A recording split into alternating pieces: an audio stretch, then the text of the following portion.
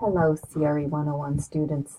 I am going to do a little video here to give some general feedback about what I was looking for in this critical analysis, because I will not have time to give you individual feedback. I'm just going to be grading those. So you can be able to check yours against what I do in this video, and that should help you for the final exam for this class. So of course you had to read this press release, which isn't very long, but packed some information in there, and then you had to answer some questions. And the first question was argument structure. And so, if you got this one wrong, the way that I can help you is to maybe have you remember that to find the argument structure, you have to really sit back and think, what is the author trying to get me to do, believe, think, say, vote for, purchase? What is the author trying to get us to do? And really the only answer here would be that we should not watch Obama's speech, or children should not watch Obama's speech for these reasons. So that is a way to help yourself if you missed this first 20-point question. The second question is asking you to talk about language, and what you need to do is have two things. You have to have an example, and you have to have a possible effect on the reader. So an example would be where the author says worshipful or reverent, and those are terms that are negative in connotation when you look at a public school because of the separation of church and state. So it may have a negative effect on a reader. Or nothing whatsoever is a minimizer. That would be a dismissive effect. In other words, we would dismiss the White House documents because it minimizes it. Those would be some examples. And again, you have to have some example and the effect on the reader to get the full points. So remember that if you got that one wrong. In this one, I have actually given you the right answer. So you would know that this is the conclusion and here are the reasons. And I'm asking you here, what is one assumption held by reason number one? That there's nothing in the White House documents that calls for students to engage in critical thinking. Well, to believe that, for me to buy the argument that you shouldn't watch the speech because there's nothing in the documents that have students engage in critical thinking, that assumes that there's no other benefit to listening to a student listening to a speech by a president. It assumes that listening is bad unless it includes critical thinking. It also assumes that the teachers will follow the lesson plan. If I don't believe those two things, I can't buy the argument. So what you're looking for here is, what does the author believe to be true that I also have to believe to be true in order for the reason to work? And I'm only asking you about reason number one. There are other assumptions in the other reasons, but I've tried to simplify it for you since you had a time limit. This question is really the meat and potatoes of this quiz. So I have given you where you need to evaluate the evidence, where you need to look up the evidence in order to make that critical thinking evaluation. So first, I gave you a handout on the terms that are used. Here it is. It shows up like this. And you have to know what critical thinking is. So this is past class material. Critical thinking is actually these three things: analyze, synthesize, evaluate. Sometimes it's called create. And then on the second page of this handout are words that are used to help you know if it's critical thinking. So if students are asked to differentiate or discriminate, that's critical thinking. If they're asked to choose, or if they're asked to judge or compare or decide or create something, all of those are critical thinking tasks. So you know what critical thinking is, and then you were given the White House documents. So you're checking to see this factual statement. There is nothing in the White House documents that calls for students to engage in critical thinking. Well, let's look at the White House documents. I think this one is the kindergarten.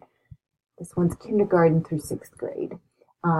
So it tells that teachers can build background, and then it asks students to say, if you were the president, what would you tell students? That's a creative thought process. They have to actually think outside the box to do that. As they're listening, they are asking, what is the present telling me what to do? That's kind of a comprehension question.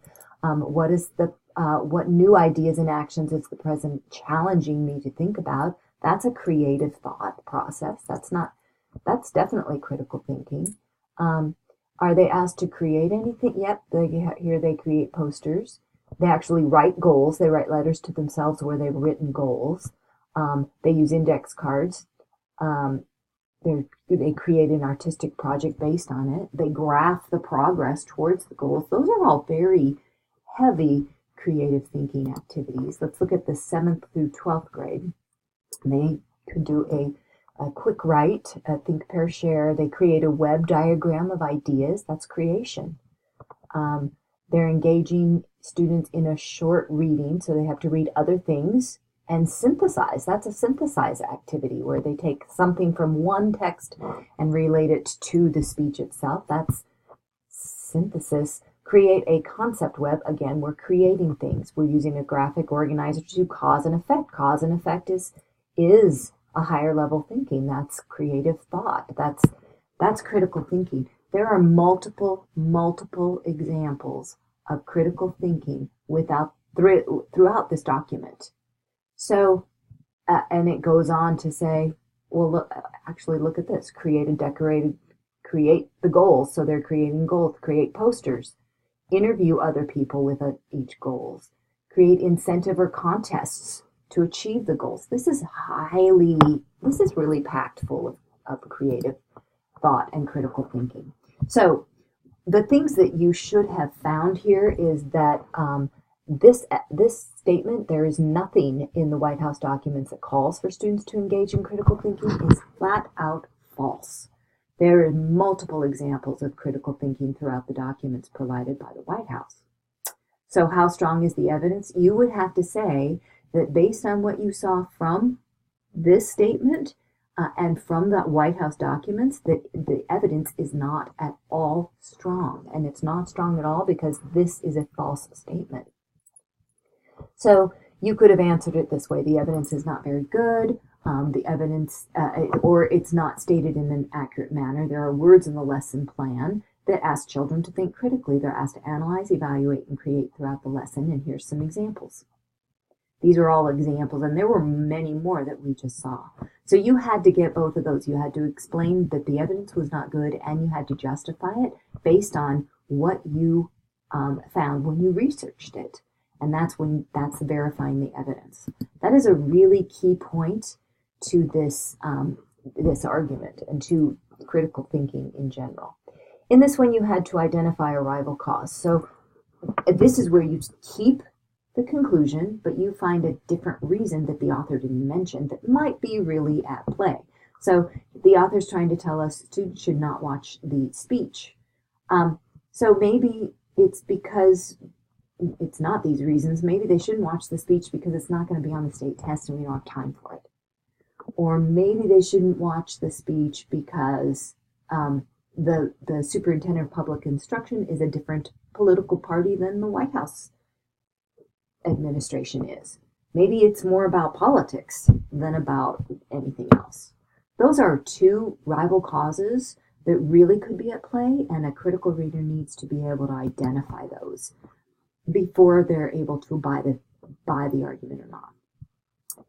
In this case, we are looking for an alternate conclusion, and that's the opposite. So in other words, what we do is we keep the reasons, and we can just do one reason at a time. We keep the reasons, and then we try and find a different conclusion. So if we have this reason here that the White House materials calls for a worshipful, not a critical approach to the speech, couldn't we say then, therefore, the conclusion is that students should watch the speech and really be critical of it. So they should watch the speech so that they can think critically about what the president has to say. I mean, I could use the reason and actually argue a completely opposite conclusion. That's critical thinking. This next question is asking what significant information could be missing from Horne's argument. So here's where we have to really think outside the box and think, okay, what is this arguer, this author, not telling us? Well, the speech itself is missing, right? Maybe it's the speech itself, so the content of the speech is missing. Maybe the problem is the lesson plan. So an alternative and acceptable lesson plan is missing. What we're really getting at here is an underlying message. Why would we encourage children to not listen to an authority figure? And really, has the author identified that here? And what we're getting at here is a question of bias. So if you answered these things in the rival cause, you could actually use that here as well. Maybe what's missing is a speech from somebody in my own political party. So there are lots of options that you could have put here. And what you're doing here is looking at what is significant that I would need to know in order to determine whether to buy the argument.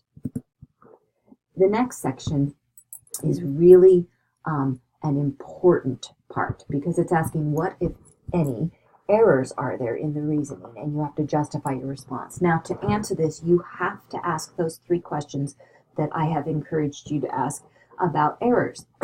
For one, is the reason relevant? Is the reason true? And does the assumption make sense? You might have to go reason by reason by reason. I gave you credit for this if you found one. And you should have already found one, because this right here, I asked you to go ahead and verify. And when you verified it, you found it was false. So that reason right there is not true. When you found it was not true on the evidence question, you also found the error. So that's an example of an error that all you had to do was write reason number 1, that there's no critical thinking in the lesson plan, is inaccurate, it's false, it's not true, this is an error. That is all you had to say to get the full 10 points. But I'm also going to give you some other things so that you can fully flesh out this argument. That reason, that there's nothing in the White House documents that calls for students to engage in critical thinking, assumes that teachers will follow the lesson plan, which doesn't necessarily make sense because there was no mandate about that. So that's a second error for that reason. So let me fully show you the other things that you could have said. Reason 2, that the White House materials calls for a worshipful, not a critical approach. That might be irrelevant. This reason would be stronger if he had stated the content of the speech, which of course is something that was missing, the content that was inappropriate, or that the students in public schools, because of the separation of church and state, that is why. But he didn't bring that up, so we're left to assume that. He's given no examples of a worshipful tone that makes sense. That's what makes it an error. The reason also assumes that the word inspire means the same as worship, which doesn't make sense. That's a second error. Reason 3 is that students should be taught to read and think critically about statements coming from politicians and historical figures.